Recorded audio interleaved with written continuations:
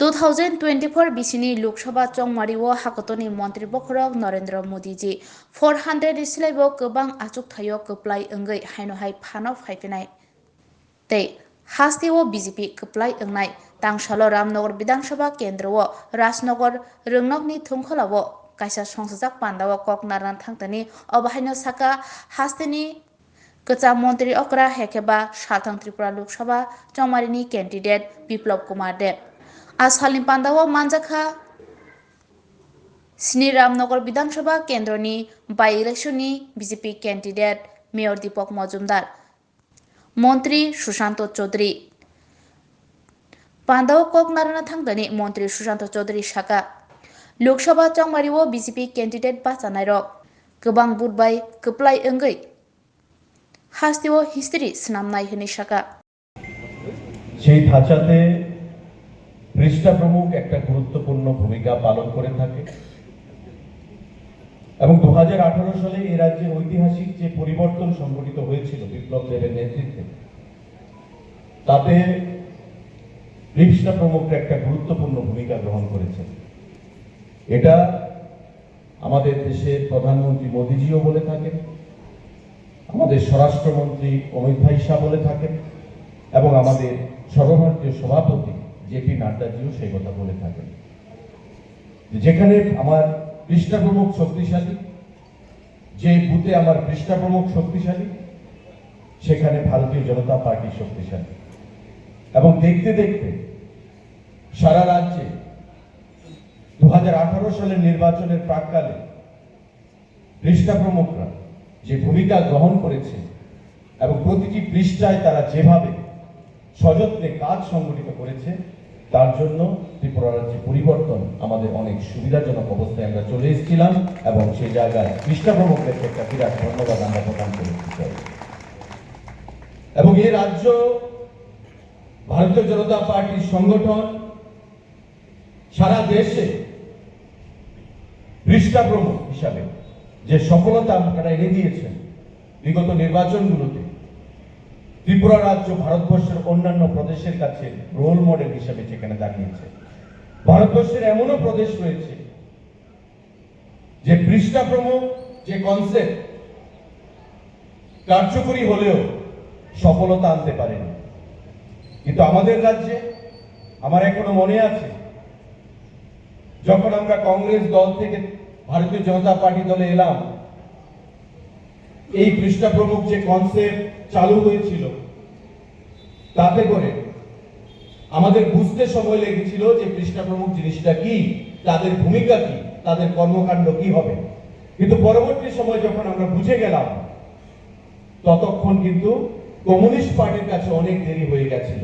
তারা বুঝতেই পারেনি যে পৃষ্ঠা প্রমুখ যে আমাদের সাংগঠনিক যে ধাঁচা, সেই পৃষ্ঠা প্রমুখ 2018 সালে পরিবর্তনের জন্য বিশাল কারিগর হিসেবে সেখানে আত্মপ্রকাশ করবে এবং তারা ত্রিপুরা রাজ্যের পরিবর্তনটাকে ত্বরান্বিত করবে। আমি তাই এই বিধানসভার উপনির্বাচন এবং আমাদের লোকসভার নির্বাচনে দুজন প্রার্থী এখানে আমাদের মধ্যে আছেন উপস্থিত, আপনাদের সকলের প্রিয় পরিচিত, যার হাত ধরে ত্রিপুরা রাজ্যে পরিবর্তন হয়েছে 2018 সালে, সেই বিপ্লব কুমার দেবকে ভোট দিয়ে জয়ী করার জন্য আহ্বান জানাচ্ছি। এবং আমাদের মেয়র সাহেব, যিনি মেয়র হিসেবে ইতিমধ্যে তার পারদর্শিতা প্রমাণ করেছেন, প্রত্যেকের বন্ধু হিসেবে, একটা ভালো মানুষ হিসেবে আত্মপ্রকাশ করেছেন ওনার রাজনৈতিক জীবনে, পবিত্র বিধানসভায় পাঠিয়ে আপনারা আপনাদের গুরুত্বপূর্ণ ভোটাধিকারের মাধ্যমে রামনগরবাসীর সেবা করার জন্য সেখানে সুযোগ দেবেন। এখানে পবিত্র বিধানসভায় আমাদের ভারতীয় জনতা পার্টির প্রার্থীকে জয়ী করবেন দীপক মজুমদার মহাদেবকে আপনাদের প্রত্যেকের কাছে আমি আহ্বান জানাবো। বন্ধুরা, নির্বাচন হচ্ছে, আমি বলবো যে একতরফা নির্বাচন হচ্ছে। রাজ্যের মানুষ বিগত 25 বছরের সিপিএম এর অবশাসন দেখেছে এবং এই অবশাসন থেকে মুক্ত করার জন্য এখানেও এমন অনেক মানুষরা রয়েছেন যারা পৃষ্ঠা প্রমুখ থেকে শুরু করে মন্ডল কমিটির মধ্যে রয়েছেন, রাজ্য কমিটির মধ্যে রয়েছেন, যারা স্বর্গীয় সুরজিৎ দত্তের সঙ্গে থেকে এই রামনগরকে বাম মুক্ত করার জন্য লড়াই করেছেন এবং বেশিরভাগ সময় কংগ্রেসের হয়ে লড়াইটা করেছিলেন। আজকে সেই কংগ্রেস বন্ধুরা ভারতীয় জনতা পার্টি দলে এসেছেন। আমি প্রশ্ন রাখছি সেই কমিউনিস্ট বন্ধুদের কাছে, যারা সিপিএম এর বিরুদ্ধে লড়াই করেছেন কংগ্রেসের বিরুদ্ধে, যারা কংগ্রেসের হয়ে লড়াই করেছেন কমিউনিস্টের বিরুদ্ধে, আজকে তারা পারবেন এই পশ্চিম আসনে হাত চিহ্নে গিয়ে কংগ্রেস প্রার্থীকে ভোট দিতে? সেই কমিউনিস্ট বন্ধুদেরকে প্রশ্ন রাখছি, যারা সকালবেলা ঘুম থেকে উঠে কংগ্রেসের বিরুদ্ধে স্লোগান তুলতেন, কংগ্রেসকে বুর্জুয়া বলতেন, খুনিদের দল বলতেন, জোট আমলের কালো দিন ৮৮ থেকে ৯৩ এর কালো দিনের কথা বলতেন, আজকে কি পারবেন সেই হাত চিহ্নে গিয়ে ভোটটা দিতেন কংগ্রেসের প্রার্থীকে? নিজেদেরকে নিজেরা জিজ্ঞাসা করুন বন্ধুরা। আজকে ক্ষমতার জন্য সারা দেশে ইন্ডিয়া জোট হয়েছে, যদিও এই ইন্ডিয়া জোটের অস্তিত্ব কতটুকু সেটা আপনাদের প্রত্যেকের কাছে ইতিমধ্যে জানান দেওয়া গেছে। এই ইন্ডিয়া জোটের কনভেনর কে ছিলেন? শ্রীমতী মমতা ব্যানার্জি, পশ্চিমবাংলার মুখ্যমন্ত্রী। আজকে মমতা দেবী আছেন ইন্ডিয়া জোটে? ইন্ডিয়া জোটে নেই। কি বলছেন যে আমি ইন্ডিয়া জোটে থাকবো, কিন্তু পশ্চিমবাংলায় আমি কংগ্রেসকে কোনো আসন দেব না, সিপিআইএমকে কোনো আসন আমি দেব না। আমি পশ্চিমবাংলার বাইরে ইন্ডিয়া জোটে রয়েছে। আবার কমিউনিস্ট পার্টি ওনারা বলছেন যে আমরা ইন্ডিয়া জোটে রয়েছে। আবার কেরালাতে ওয়েনাদ সিটে রাহুল গান্ধীর বিরুদ্ধে কমিউনিস্ট পার্টি প্রার্থী দিয়েছে। সিপিআই এর কমিউনিস্ট পার্টি অফ ইন্ডিয়ার জেনারেল সেক্রেটারি ডি রাজা ওনার সহধর্মিণীকে সেখানে ওয়েনাদে প্রার্থী করেছেন সিপিআই বা কমিউনিস্ট পার্টি সিপিআইএম রাহুল গান্ধীর বিরুদ্ধে। সেখানেও ইন্ডিয়া জোট নেই, পশ্চিমবঙ্গে ইন্ডিয়া জোট নেই। আবার ত্রিপুরাতে এসে বলছে কংগ্রেস দলকে আমরা সমর্থন করছি ইন্ডিয়া জোটের প্রার্থী হিসেবে, কমিউনিস্ট পার্টিটা ভোট দেবে।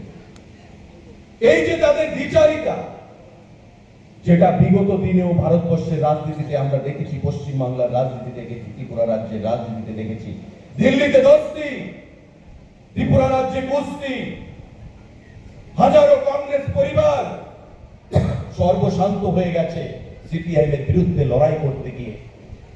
মায়ের সামনে মেয়েকে ধর্ষণ, বাবার সামনে ছেলেকে খুন, অর্থনৈতিকভাবে ব্যারিকেড তৈরি করা, সন্ত্রাস, অত্যাচার, ট্রান্সফার, এগুলো বিগত দিনে 25 বছরের কমিউনিস্ট শাসনের অঙ্গের ভূষণ ছিল। আজকে সেগুলোকে ভুলে দিয়ে বিগত নির্বাচনে আমরা দেখলাম ত্রিপুরা রাজ্যে কংগ্রেস এবং কমিউনিস্ট একই নৌকার মধ্যে চলে এলো, একটি বৃন্তে দুটি কুসুম। একই সঙ্গে তারা বলল যে বিজেপিকে সরকারকে পরিবর্তন করতে হবে, আমাদের একটাই লক্ষ্য।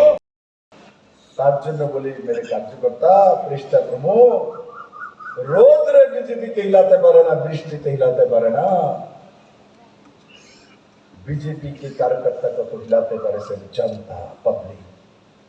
और पब्लिक 140 কোটি ভারতবাসী নরেন্দ্র ভাই মোদীর সঙ্গে আছে, আর কেউ ওর সঙ্গে নেই। মেরে শুধু নরেন্দ্র ভাই মোদীর সঙ্গে। তাই আমার রামনগরের প্রত্যেকটি কার্যকর্তার প্রতি নিবেদন, আমি আমার নিজের ভোট দেব, কিন্তু সঙ্গে বন্ধু বান্ধব আত্মীয় স্বজন পরিজন এখনো রামনগরে যারা সিপিএম এর রয়েছে এদের কাছে যান, যে বিপ্লব যে পাঠিয়েছে, নরেন্দ্র ভাই মোদী পাঠিয়েছে, নমস্কার জানিয়েছে, আপনার আশীর্বাদ চান। রামনগর প্রতিটি কমিউনিস্ট পরিবার থেকে যে ভারতীয় জনতা পার্টি বক্তব্য চিহ্নে ভোট দিন, ঠিক দেবে, আপনাদেরকে একবার যেতে হবে, গেলেই কাজ হয়ে যাবে। কারণ কি, রামনগরের মানুষ এই তরমুজ যাদের আমনের থেকে বেশি ছিল। और আমি আগেও বলেছি, কালকে শুনো মহারাজ, 10,323 আন্দোলন আগরতলাতে, আমি মুখ্যমন্ত্রী হওয়ার পর কত আন্দোলন রাস্তায় বসে যায়। আরে আমি তো ক্যাবিনেটে সিদ্ধান্ত করে, সুশান্ত বাবু আমার সঙ্গে মন্ত্রী, আমি সুপ্রিম কোর্টের কাছে নিবেদন করেছি যে মানবিক দৃষ্টিতে তাদেরকে ছেড়ে দিন। এরা কমিউনিস্টের ক্যাডার ছিল, তবুও আমি চাকরি দেওয়ার জন্য তৈরি ছিলাম, কিন্তু আমি জেলে যাওয়ার জন্য তৈরি নেই মেরে মিত্র। তার জন্য সুপ্রিম কোর্টের কাছে গিয়েছিলাম, সুপ্রিম কোর্ট বলেছে না, দেওয়া যাবে না, এটা অবৈধ। তখন আমার কিছু করার নেই। কিন্তু তাদের চাকরি কে দিয়েছে? কমিউনিস্টরা অবৈধভাবে দিয়েছে। তাদেরই ক্যাডার জানে এগুলি চলে যাবে, জানার পরও অবৈধভাবে চাকরিগুলি সঠিকভাবে দিতে পারতো। আর চাকরিগুলি খেয়েছে কে? কোর্টকে জানকারিটা কে দিয়েছে? কে চেষ্টা করেছে? এই যে প্রার্থী দাঁড়িয়েছে আশিস বাবু আছেন, এর বন্ধু তোর বন্ধুটা নিন্দা করছে। এইবার 10,323 পরিবারকে আমি বলি, চিনে রাখো নাই কংগ্রেস সিপিএম কে একজনে দিছে, একজনে খাইছে, দুটো এক লোকের বইয়া সে ইলেকশন করে। এই হলো ত্রিপুরার চরিত্র, এদের নেতৃত্ব, কি ক্যারেক্টার বলে। এটা তো পাকিস্তানের জন্য যাবো না, চীনের জন্য যাবো না, নেয় না। এদিকে কমিউনিস্ট পার্টি কত চীনের মানুষ হতে স্লোগান দিল, একটারও কিন্তু চীনে এক ঘন্ট জায়গা নেই। জীবনী ত্রিপুরার মানুষের জমি দখল করে পার্টি বিল বানিয়ে এলাম, আমার ভালো লাগে। কিন্তু চীনের দেহি আমি জিতেন চৌধুরী, জিতেন বাবু, যদি ত্রিপুরার কমিউনিস্টের নামে চীনে আপনি আধা ঘন্টা জমি নিতে পারেন, রামনগর আমরা জিতে দেবেন। আর ত্রিপুরার বেতন গেছিলেন কমিউনিস্টের কাছে, চীনের কাছে, রাশিয়ার কাছে। আর এখানে কিছুদিন আগে বলে জিতেন বাবু যে ওইখানে পূর্ব ত্রিপুরা বিজেপির যে প্রার্থী হয়েছে উনি তো বাইরের থেকে আইছে, বাইরের লোক। কি না পুরা বাইরে। আরে ভারতীয় পরম্পরাতে মেয়েদেরকে বিয়ে হয়, আপনি কি বিয়া দেওয়া পরম্পরা ভুলে গেছেন? গা আপনি বিয়া করার পর আপনার বউ আপনার বাড়িতে এসে না তার বাড়িতে আপনি গেছে। কি করে না করে পাগল হয়ে গেছে, পাগলের সহিত বেটি। হ্যাঁ, মেয়ে বিয়ে দিয়ে কে বাড়ির মধ্যে রাখছে? হাতরি আসেনি কেউ? মেয়ে বিয়ার পর শ্বশুর বাড়ি গেছে গা বলে সবাই হাত তুলে নেবে। মানে জিতেন বাবুকে বুঝান, তরমুজদারে বুঝান, কি অবস্থা এটি? এটির বাংলা কেন তো নিত না? এটি শেষ লগ্নে এমন যুদ্ধ চলছে, আইসে বাইরের থেকে মায়া বিয়ে দিয়েছি তো যাইবো শ্বশুর বাড়ি। মায়া এখনে মাইকে চাইছে, মানে বাপের বাড়ি চাইছে, বাপের বাড়ি চাইলে মায়ার আরো আদর বেশি হওয়া। ত্রিপুরার মানুষ আমার এই কৃতি দেববর্মা মহোদয়কে আরো বেশি আদর করবে, কারণ কি সে বাপের বাড়ি কি কয় না কয় এরা। আর আমার ঝর্ণা দিদিকে ঝর্ণা দাস পাল বৈদ্য দিদিরে বলি, দিদি আমার কষ্ট হয়। আপনার স্বামী শ্রীরাম পালকে নির্মম ভাবে হত্যা করা হয়েছে। 14 জনকে কমিউনিস্ট নেতাকে বিচ্ছিন্ন মনুতে শহীদ মিনার বানিয়েছে মানিক বাবুরা। সেখানে প্রতি বছর 14 অক্টোবর না 12 অক্টোবর যায়, সেখানে শহীদ দিবস পালন করে। এখন কি করবেন? যারা মারছে তারা বুঝলো না, যারা মারছে তারা বুঝলো লেগে বুঝতেছে কই যাবেন। আমি ঝর্ণাদিরও জিজ্ঞাসা করুন, ঝর্ণাদি আপনার হাত চিহ্নে ভোট দিবেন আপনার হাজবেন্ডের যারা মারছে? কি অবস্থা! এরা একবার চিন্তাও করে না কোনো সিদ্ধান্ত নেওয়ার সময়, একবারও চিন্তা করে না মানুষের জন্য, একবারও চিন্তা করে না ত্রিপুরার ডেভেলপমেন্টের জন্য, একবারও ত্রিপুরা মানুষের জন্য। শুধু পার্টির জন্য চিন্তা করে, ব্যক্তি স্বার্থের জন্য চিন্তা করে। ত্রিপুরার মানুষ ব্যক্তি স্বার্থ আর যে পার্টির জন্য পার্টি করে এদেরকে 2018 ছুড়ে ফেলে দিয়েছে। আর এই 24 নির্বাচনে রেকর্ড ভোটে ত্রিপুরার লোকসভা এবং বাই ইলেকশন থেকে ভারতীয় জনতা পার্টিকে মনোনীত করবে, এটা নিশ্চিত হয়ে গেছে। আমি রামনগরে এখানে তার জন্য আসিনি যে আমার পৃষ্ঠা প্রণেক সম্মেলন, আমি তার জন্য এসেছি আপনাদেরকে দায়িত্ব দেওয়ার জন্য, যে আপনাদেরকে দায়িত্ব নিতে হবে যে আপনার আশপাশের যত ভোট আছে সব ভোট বন্ধ করে দিতে হবে। সব ভোট পারবেন? কে কে পারবে হাত তোলা যাবে কি?